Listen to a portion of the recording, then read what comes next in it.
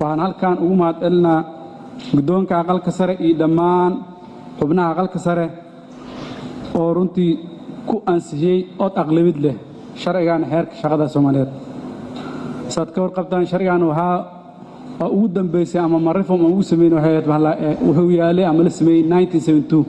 almost laga joogo 52 sano marka waxaad garan kartiin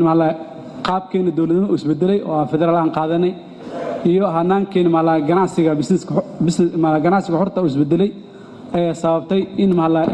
sharcigan uusan la jaan qaadi karin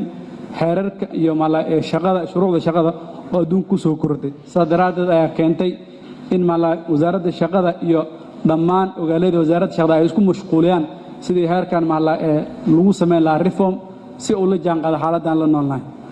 saad ka warqabtiin sharcigan wuxuu yaalay ama wasaaradda ay waday for almost 10 years 10 sano ayaa waxa lagu waday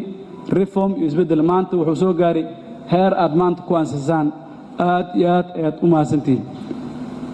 ka wasaaradahan waxaan dareenaa markaan aragnay sharcigan maanta waxaan dareemaynaa inaan nahay dad oo aan wasaaradda ugu macno weyn aan dareenaa ilaa markaad fiirisid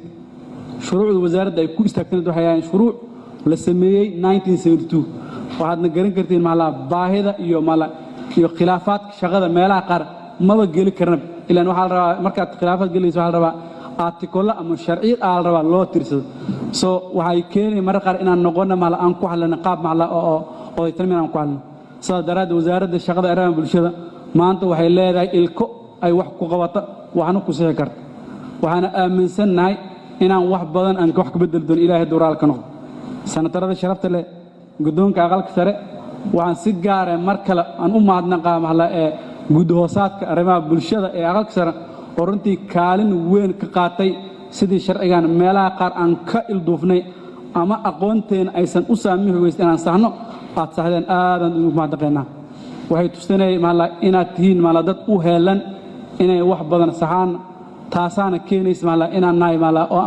aan idin siino maalin dheeriya saad sharcigiina u qaataan waajibaadkiina dastuuriga